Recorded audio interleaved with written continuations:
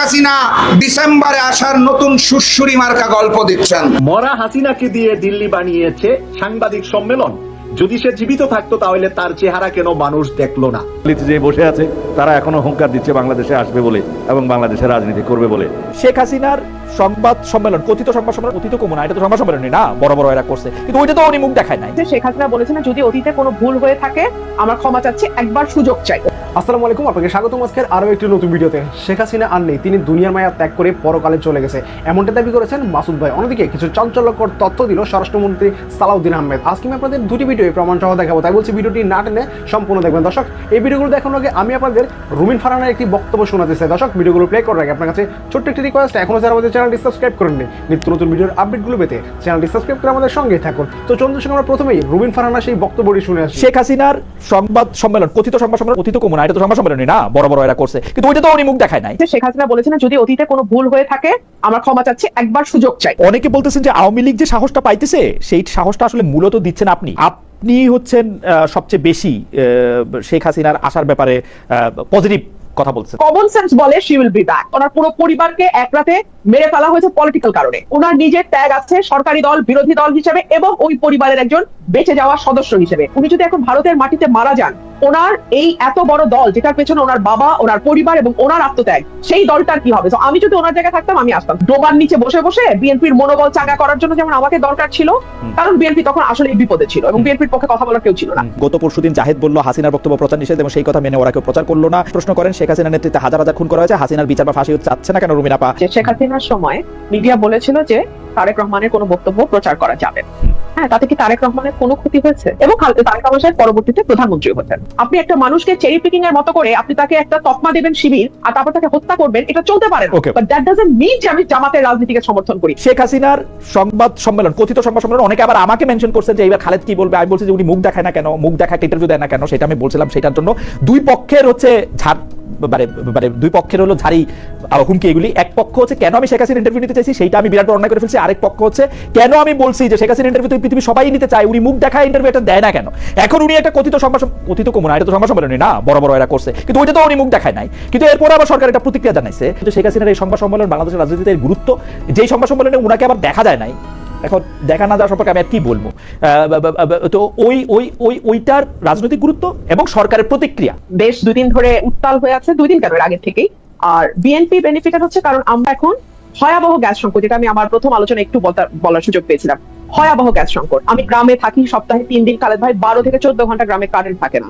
এরপরে তো আছে জিনিসপত্রের অস্বাভাবিক দাম, এরপরে আছে নানান রকম নাগরিক সমস্যা। এগুলো কোনো কিছু নিয়ে কথা না বলে আমরা এখন আলাপ করছি শেখ হাসিনাকে। আপনি আমাকে বলেন গত 2 বছরে শেখ হাসিনার অসংখ্য অডিও ফোন আলাপ হয়ে গেছে না, লিক হয়েছে না, বা ইচ্ছাকৃতভাবে লিক করা হয়েছে না? সেটার সাথে এই কনফারেন্সের ডিফারেন্সটা কোথায়? আমি কিন্তু কোনো ডিফারেন্স নাই। উনি আসবেন, মানে আমি কোনো ডিফারেন্স দেখি নাই আসলে, একই কথা, কোনো ডিফারেন্স নাই। আচ্ছা, ক্ষমার কথাটা আমি একটু হাসান ভাইয়ের সাথে যোগ করি। 96 সালে আমারও মনে আছে শেখ হাসিনা বলেছিলেন যদি অতীতে কোনো ভুল হয়ে থাকে আমরা ক্ষমা চাচ্ছি, একবার সুযোগ চাই। এক্স্যাক্টলি, আমি যদি correct me if I am রং, এভাবেই শেখ হাসিনা ভোট চেয়েছিলেন যে যদি আমাদের ভুল হয়ে থাকে তাহলে আমরা ক্ষমা চাচ্ছি, আমাদের একটা সুযোগ দেন। আচ্ছা, এইবার কেন এটা বলছে না? এইবার কেন বলছে না জানেন খালেদ ভাই? মনে করে দেখেন তো, 5 আগস্টের পর আওয়ামী লীগ কিন্তু দীর্ঘ সময় কোনো আওয়াজ তোলে নাই।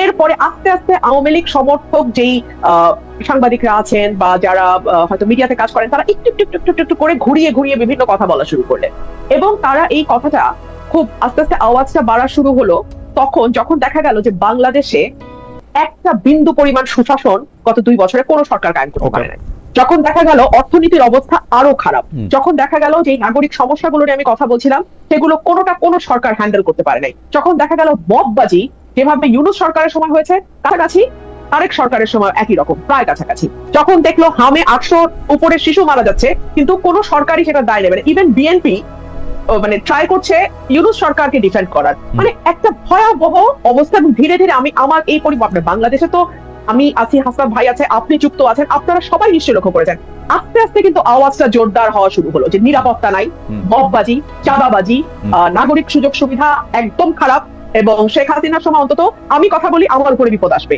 হাসনাত কায়ুম ভাই কথা বলবে হাসনাত কায়ুম ভাইয়ের উপর বিপদ আসবে, কিংবা আরেকজন আন্দোলন করতে নামবে তার উপর বিপদ। কিন্তু যেই মানুষটা মধ্যবিত্ত, যে মানুষটা প্রাইভেট অফিসে চাকরি করে, প্রাইভেট একটা চাকরি করে, 1 লাখ বা 80,000 টাকা বেতন পায়, তার জীবনটা তো নিরাপদ ছিল খালেদ ভাই।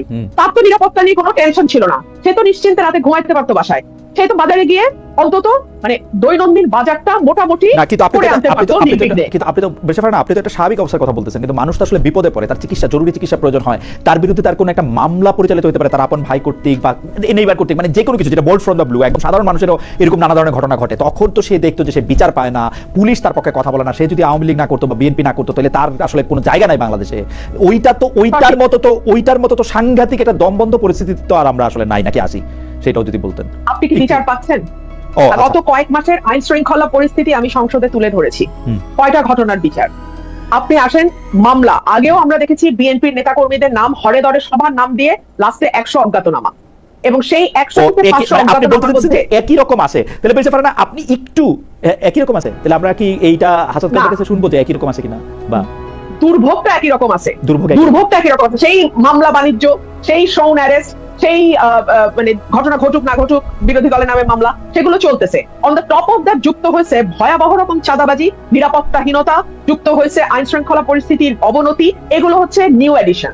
তো মানুষ তো বলতে বাধ্যই হবে, এবং এটা তো আওয়ামী লীগকে একটা সাহস দেবে যে ও আমাদের তো পাল্টাইছিল, তো কোন বেটার প্রোডাক্টটা তোমরা পেলা। অনেকে বলতেছেন যে আওয়ামী লীগ যে সাহসটা পাইতেছে সেই সাহসটা আসলে মূলত দিচ্ছেন আপনি, কারণ আপনি একটা পরিচিত সংসদ সদস্য, আপনি আওয়ামী লীগের আসার পথ, এই ব্যাপারটা কি আপনি কিছু বলবেন? যে মানে দেখেন আমাদের রিসার্চ টিমও এরকম লেখছে যে আপনি হচ্ছেন সবচেয়ে বেশি শেখ হাসিনার আসার ব্যাপারে পজিটিভ কথা বলছেন, যে হ্যাঁ উনি আসবে বা ওরকম কোনো কিছু।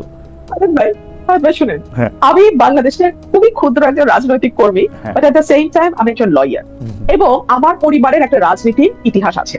সো আমি একজন পলিটিক্যাল ফ্যামিলির সন্তান হিসেবে আমি চিন্তা করি আমি ওই জায়গায় থাকলে আমি কি করতাম। সো এই জন্য বলছি কমন সেন্স বলে শি উইল বি ব্যাক, এটা আমার কমন সেন্স বলে। 3টা কারণ আমি আপনাকে বলে দিচ্ছি এখনই কেন আমি বলেছি। হচ্ছে ওনার রাজনীতির একটা দীর্ঘ ইতিহাস এবং ত্যাগের ইতিহাস আছে ওনার পরিবারের, ওনার পুরো পরিবারকে এক রাতে মেরে ফেলা হয়েছে পলিটিক্যাল কারণে। 2 হচ্ছে ওনার নিজের ত্যাগ আছে সরকারি দল বিরোধী দল হিসেবে এবং ওই পরিবারের একজন বেঁচে যাওয়া সদস্য হিসেবে। 3 হচ্ছে ওনার বয়স, উনি যদি এখন ভারতের মাটিতে মারা যান, ওনার এই এত বড় দল যেটার পেছনে ওনার বাবা, ওনার পরিবার এবং ওনার আত্মত্যাগ, সেই দলটার কি হবে? আমি যদি ওনার জায়গায় থাকতাম আমি আসতাম। তো আমি সেই কমন সেন্স থেকে বলছি। আর আমি আজকে আপনাকে আপনার অনুষ্ঠানের মাধ্যমে এটাও ক্লিয়ার করি, বিএনপির যখন ওই ডোবার নিচে বসে বসে বিএনপির মনোবল চাঙ্গা করার জন্য যেমন আমাকে দরকার ছিল, কারণ বিএনপি তখন আসলে বিপদে ছিল এবং বিএনপির পক্ষে কথা বলার কেউ ছিল না। তো আমি তখনও যৌক্তিক এবং সত্য কথা বলেছি, বিএনপির পক্ষে গেছে। এখন আমি যৌক্তিক এবং সত্য কথা বলি। আওয়ামী লীগ যদি কোনোদিন বাংলাদেশে ফেরে, কোনোদিন যদি বাংলাদেশের রাজনীতিতে যায়, আপনি মোটেও ভাববেন না যে তাদের সাথে আমার খুব ভালো একটা বলি করা হবে। আমরা পরবর্তী প্রসঙ্গে যাই, যে জাতীয় নির্বাচনের পর থেকে ঢাকা বিশ্ববিদ্যালয়ে প্রায় মুখোমুখি অবস্থানে চলে যাচ্ছে ছাত্রদল ছাত্র শিবির। গতকাল না, মানে আসলে আমেরিকার দিনের হিসাবে বাংলাদেশের হিসাবে আরেকদিন আগে জগন্নাথ বিশ্ববিদ্যালয় ঢাকা কলেজ ঢাকা আলিয়া মাদ্রাসার সংঘর্ষে জড়িয়ে পড়েছে, মঙ্গলবার দিন আসলে জড়িয়ে পড়েছে এই 2 ছাত্র সংগঠন। জগন্নাথ বিশ্ববিদ্যালয় ছাত্র শক্তিও বলা যায় যে ছাত্র শিবিরের সঙ্গে ব্যাপারটা বিএনপির যে ছাত্র দল তার বিরুদ্ধেই একটা অবস্থান নিয়েছে। এইটার কারণ বা এইটা এবং শক্তি প্রয়োগটা আমরা খুব দাপটের সঙ্গেই দেখছি। এইটার কারণটা আপনারা আসলে কি দেখেন? এইটা কেমনে ছাত্ররাও মানতেছে বা ছাত্ররা মাইনা নিবে কিনা, বা ছাত্রদের জন্য এটা কি হচ্ছে? একই প্রশ্ন হাসান কায়ুম ভাইয়ের জন্য একটু সংক্ষেপে একটু বলেন পেশা ফারানা। মোহাম্মদ ইব্রাহিম খলিলুল্লাহর মন্তব্য একটু পড়ে শোনায়, খালেদের আত্ম অহংকার, বেয়াদবি, এসব তার পারিবারিক শিক্ষা। ওকে, ছাত্রদল ছাত্র শিবির এই কারণে এটা একটু যদি বলেন। এটার একটাই কারণ আমি চোখে যেটা আমার মনে হয় যে দুটো দল বা যেই রাজনৈতিক দলগুলো আছে বাংলাদেশে এই মুহূর্তে, তাদের কারোরই কোনো পরিবর্তন হয় নাই। আমরা 90-এর দশকেও দেখেছি, 80-এর দশকে দেখেছি, 90-এর দশকে দেখেছি, পরবর্তীতে দেখেছি, এবং একটা পর্যায়ে আমরা দেখেছি যে যেই দলটি ক্ষমতায় থাকে তারা অন্য যেই রাজনৈতিক দল, প্রধান প্রতিপক্ষ যে রাজনৈতিক দল এবং তাদের অঙ্গ সংগঠন, তাদেরকে পুরোপুরি বিশ্ববিদ্যালয় এলাকা থেকে একেবারে বিতাড়িত করে দেয়। আমরা দেখেছি হলের কাহিনী, আমরা দেখেছি অন্যান্য জায়গায় যেভাবে ভিন্ন মতকে তারা ক্যাম্পাসের মানে একেবারে দমন করবার জন্য যা যা করে, এটার থেকে আমরা এখনো বের হই নাই। আশা করেছিলাম যে 5ই আগস্টের পর মূল রাজনীতিতে মূল দলগুলোর মধ্যে যেমন পরিবর্তন আসবে, একইভাবে এই দলগুলোর অঙ্গ সংগঠনগুলোর মধ্যেও পরিবর্তন আসবে, বা সেটা হয়নি।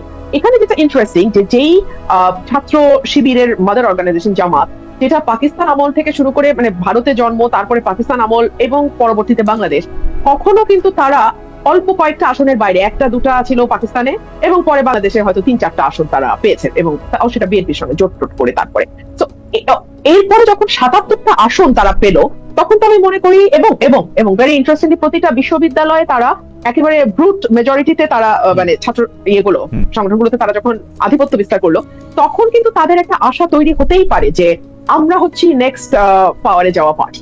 তো নেক্সট পাওয়ারে যাওয়া পার্টি হিসেবে তাদের আধিপত্য কায়েম করা, ক্ষমতার প্রদর্শন করা, এগুলো আসলে খুব অবাক হওয়ার মতনও কিছু না। আর বিএনপি যেটা, তারা তো এত বছর বাংলাদেশের জন্মের পর থেকে তারা দেখে আসছে যে যেই দল ক্ষমতায় থাকে ছাত্র সেই দলে ছাত্র সংগঠনের আধিপত্য থাকে সব জায়গায়। তো সেটা তারা বজায় রাখার জন্য যা যা করা দরকার, একই সিস্টেম, একই ফর্মুলা, মানে একদম ঢাকায় ফর্মুলা, ছবির ফর্মুলার মতোই একদম ফর্মুলা, খুবই প্রেডিক্টেবল, এরকমই হওয়ার কথা, একদম কোনো পরিবর্তন হয় নাই। আমি রুমিন, খুব দ্রুত আপনি যদি এইটা নিয়ে একটু রেসপন্ড করেন, কারণ একই প্রশ্ন বারবার আসছে। মোহাম্মদ ইমাম হোসেন উনি বলছেন, দালাল খালেদ, আমি রুমিন আপুকে প্রশ্ন করতে চাই, গত পরশুদিন জাহেদ বলল হাসিনার মরা হাসিনাকে দিয়ে দিল্লি বানিয়েছে সাংবাদিক সম্মেলন, যদি সে জীবিত থাকতো তাহলে তার চেহারা কেন মানুষ দেখলো না? এই প্রশ্নটাই আমি মানুষের কাছে রাখলাম। রাজনীতি করবে বলে, কিন্তু না, আজকে আমরা এখানে বাহাজ করব, সংসদে বাহাজ করব। সোয়াল যদি আওয়ামী লীগের হয় তখন আমরা সবাই এক, এই জাতি এক, ঐক্যবদ্ধ। ফেসিবাদের কখনো প্রত্যাবর্তন হতে পারবে না এই দেশে, ফেসিবাদের কখনো উত্থান হবে না এই দেশে। যদি ফেসিবাদের উত্থান হয়, আমরা এই সংসদে কেউ থাকতে পারবো না, এই বাংলাদেশে কেউ বসবাস করতে পারবো না। তারা গতবার যেই ভুল করেছে বলে মনে করে। দর্শক, আশা করি সম্পূর্ণ ভিডিওটি দেখেছেন। দর্শক, এই ভিডিও সম্বন্ধে যদি আপনার কোনো মতামত থাকে তাহলে অবশ্যই কমেন্ট করে জানাবেন। ভিডিওটি ভালো লাগলে একটু লাইক করবেন। দেখা হচ্ছে পরবর্তী কোনো ভিডিওতে, সেই পর্যন্ত সবাই ভালো থাকবেন, সুস্থ থাকবেন। আল্লাহ হাফেজ।